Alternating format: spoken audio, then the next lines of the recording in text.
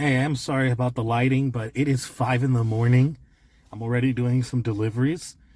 And since I'm a little free right now, I wanted to share this quick little reflection. Okay. And it's talking about service, right? It's talking about service. I really take that word seriously. I love the impact behind the word service. When I make these deliveries, I see it as an act of service for the people in my community that I have never met before. I don't know them. I don't know what they're going through. And just thinking about it, they make the order, right? They make the order. The delivery driver gets the notification. And you can voluntarily accept. This is DoorDash and Uber Eats specifically.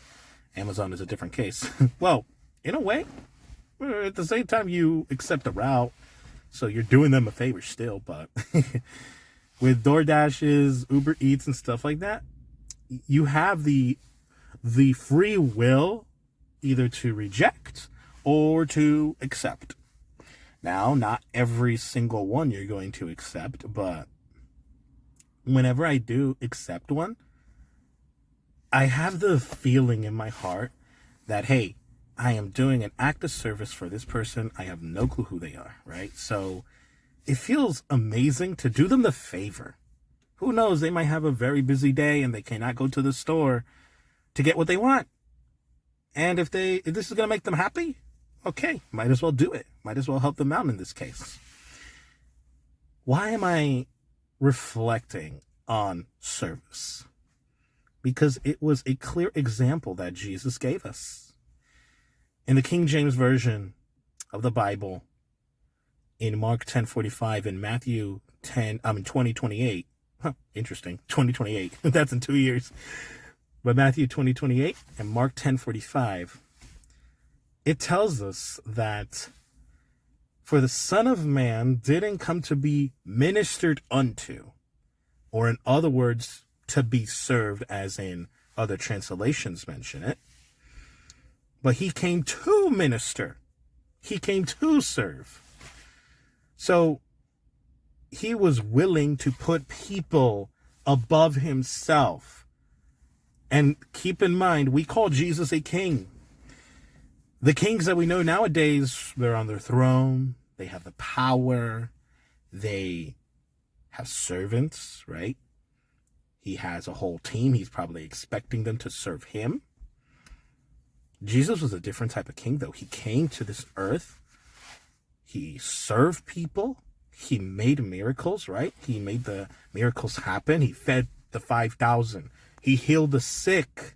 He was there for them. He ate with the poor.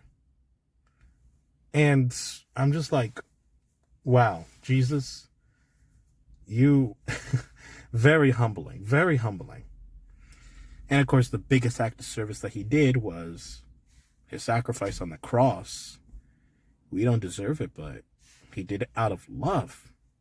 So that is what service is. Out of love, out of heart. And I like to take deliveries like that as an act of service for people.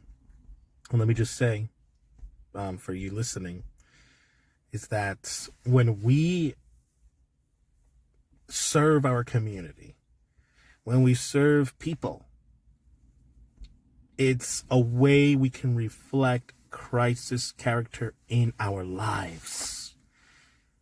A way we can reflect Christ's character in our lives. There are many ways, but of course, Christ, he's irreplaceable. We can't replace him. Christ is Christ, right? He's the only one. So we are called to at least reflect his character, right? So even other people could know him. Other people could know him. I remember I made a delivery one day, and it just felt nice that they appreciated the delivery that I made for them. It was a simple delivery, right? And then they send a message. They were like, have a blessed day. That's very sweet. And then another person For some reason, I had a very hard time finding the correct house because the map led me somewhere else, but in reality, they were, let's say, 4 houses behind me.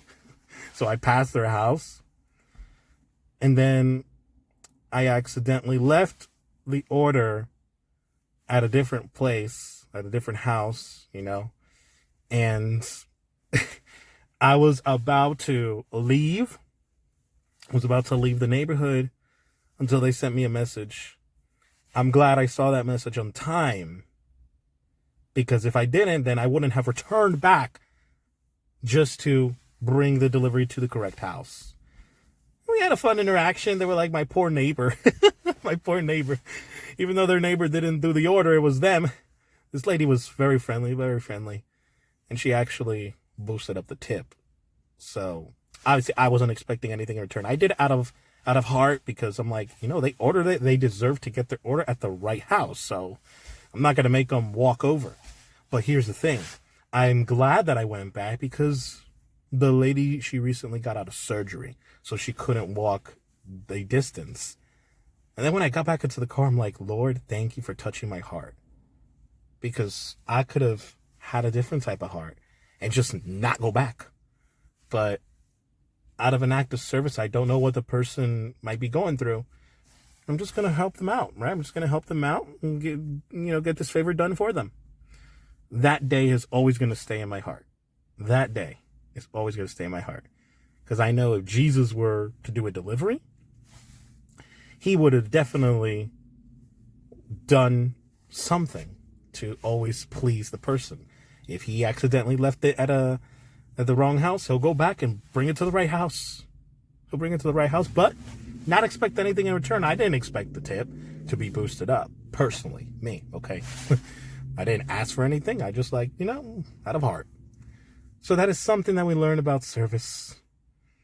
And of course, whenever I make the delivery, I always remember, I made this delivery, but Jesus is the one who delivered us first. And I mean, he did it for everybody. He did it for all of us. So praise God for Jesus Christ, for his son. And well, I just wanted to share that reflection with you all. Hope you guys enjoyed it, even though we're in the dark, right? It is almost 5:30. But yeah, we're going to continue serving. And I hope that you can accept that call as well.